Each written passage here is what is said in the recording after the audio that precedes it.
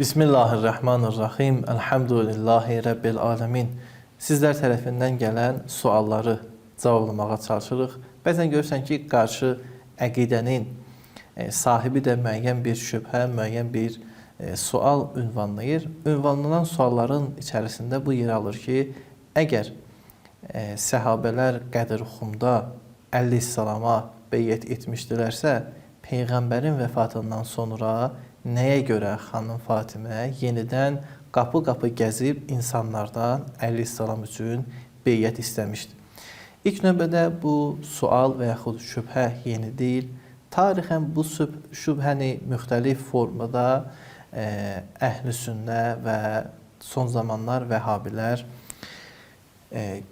gündəmə gətirmişdilər. Baxın, mən suala cavab verməmişdən qabaq bu məsələyə işarə etmək istəyirəm ki, əhl-i sünnənin bir çox alimləri bu etiqaddadırlar ki, Allah Rəsulu vəfat etdi elə bir halda ki, özündən sonra hər hansı bir şəxsi canişin olaraq, imam olaraq təyin etmədi. Məsələn, İbn-i Kəsir Əl-Bidayə və Nəhayə əsərində bu məsələni müzakirə edəndən sonra belə deyir ki, Fəslun və mən təəmməl ma zəkərnahu zəhərə ləhu, bir fəsil açır, bir bölmə açır və deyir ki, mən bu dediklərimdən belə bir məsələ aydın olur ki, və o məsələ bundan ibarətdir ki, İnnə Rasulallah sallallahu aleyhi və aleyhi və səlləm ləm yənussa ələl xilafə əynən li əhədin minən nas. Allah Rəsulu hər hansı bir şəxsi eynən nəs etməmişdir. Yəni, açıq formada deməmişdir ki, məndən sonra filan kəs xəlifədir. La li Əbi Bəkirin qəd zəəməhu taifətun min əhl-i sünnə. Nə Əbu Bəkiri barəsində belə demişdi ki, necə ki, bəzi əhl-i sünnə belə zənn edir. Və la li Aliyin kəma yəqulu taifətun minər rəvafiz. Ya minər rafizdə. Nə də Əli barəsində belə bir söz deməmişdi ki, necə ki, bunu rafizlər, yəni şiyyələrdir. Bu, əhl-i sünnənin əsas mühəqqiq alimlərinin sözüdür. Yəni, Peyğəmbər heç kimi xəlifə olaraq təyin etməmişdir. İndi qaydağı məsələyə. Şiyə deyir ki, xeyr, Allah Rəsulu özündən sonra Əli ibn Əbi Talibi imam və canişin olaraq təyin etmişdi. Və bunu Risalətin əvvəlindən ta sonuna qədər müxtəlif zamanlarda, müxtəlif formalarda çatdırmışdı və ən sonuncu çatdırması isə Qədir-Xumda baş vermişdi.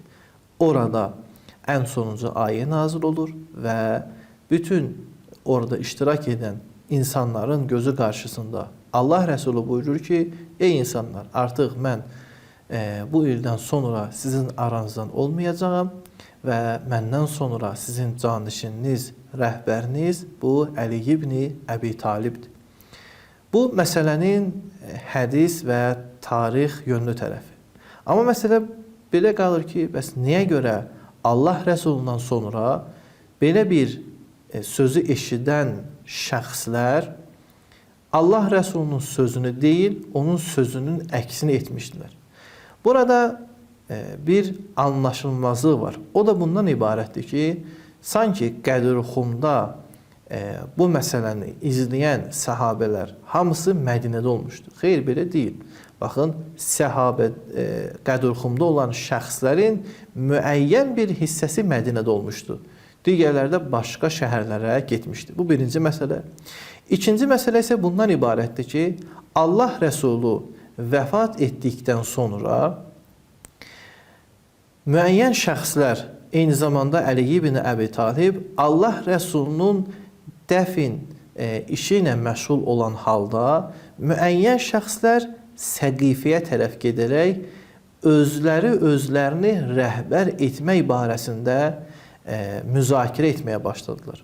İndi o müəyyən şəxslər ki, Əleyhisselamın yanında Peyğəmbərin dəfni ilə məşğul idilər, Onlar nəyə görə bu fikirdə deyirdilər ki, bizə də bir rəhbər lazımdır? Çünki onlar Allah Rəsulunun sözünü eşitmişdilər və bilirdilər ki, ehtiyac yoxdur ki, biz gedək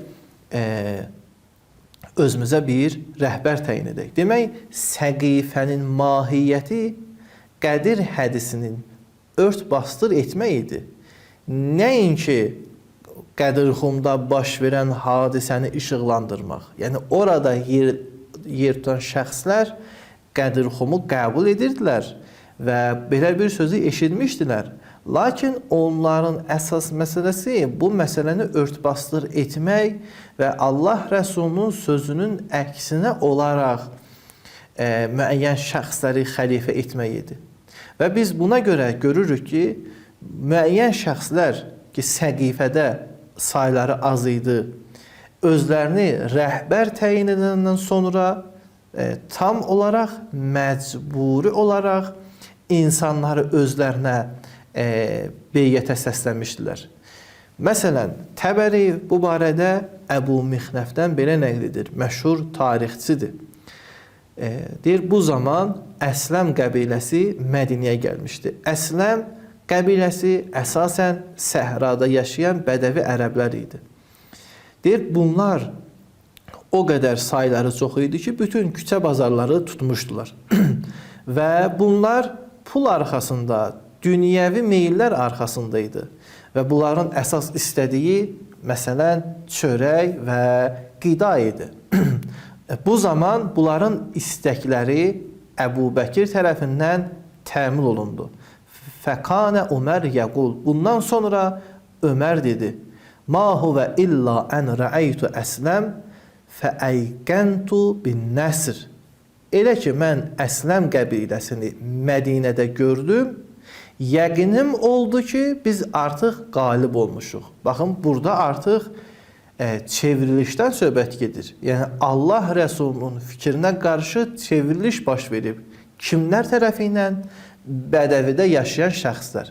Bunlar üçün İslam maraqlı deyildi, bunlar üçün Peyğəmbər maraqlı deyildi, Peyğəmbər nə deyib? Demək, heç Qədirxum günü huzur tapmayan şəxslər gəlir müəyyən şəxslər nə edir? Rəhbər təyin edir. Və eyni zamanda Səhih Buxaridə Ayşə tərəfindən belə bir rəvayət nəql olunur ki, bu zaman xəffəfə Ömərən nas, Ömər insanları qorxuzdu, onların canı ilə təhdid etdi və innə fihim lənifaqən.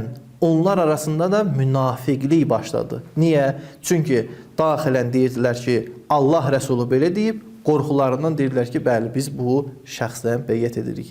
Fərəddəhumullaha bizalik. Allah onları bu formada aydınlaşdırdı. Və eyni zamanda nəticə olaraq bu barədə çoxlu sözlər var. Bu zaman orada Qədirxumda yer alan şəxslər yox idi. Çox az şəxslər var idi ki, bunlar adətən dünya malına görə və yaxud qorxu üzündən məcbur qalıb beyyət etdilər. Amma beyyət etməyən şəxslər də var idi. Məsələn, Səid ibn Ubadə. Siz gedin Səid ibn Ubadənin həyatını oxuyun. Deyir, günlərin bir günü Əbu Hənifə bir şiə alimi ilə münazirə edirdi ki, niyə görə Əli ibn Əbi Talib öz həqqini Peyğəmbərdən sonra açıq formada istəmədi? O həmən şəxs buyurur ki, xafə ən təqtuluhul cinnə. Qorxurdu ki, cinlər onu öldürsün. Dedi, necə? Deyir, necə ki, Səid ibn Übadəni bunlar öldürdü və dedilər ki, onu cinlər öldürüb. Bu zaman da Əleyhisselamı öldürüb və onun başqa bir formada örtbasdır edəcəkdilər. Demək, xanım Fatimənin bu gün, yəni Peyğəmbərin vəfatından sonra gəlib insanlardan beyyət istəməyi həmən unudulmuş beyyəti xatırlamaq idi. Necə ki, bu barədə Nəzhətul Hafiz əsərində Əbu Musa deyir ki, Fatimə bint Rəsuləllah insanların qarşısına çıxıb belə dedi. Ənəsitum qavlə Rəsuləllah yəvmə qadirxum. Siz Allah Rəsulunun qədruxumda dediyi sözü unutdunuz ki, o buyurmuşdu, mən kuntu mövlahu fəəliyyum mövla, mən hər kimin mövlasıyamsa, Əli də onun mövlasıdır. Demək, xanım Fatimənin Peyğəmbərin vəfatından sonra qapı-qapı gəzib onlardan beyət istəməsi həmən unutduqları və yaxud unutmaq istədiklərini yada salması üçün olmuşdu. Əssalamu aleykum və rəhmətullahi və bərəkətuhu.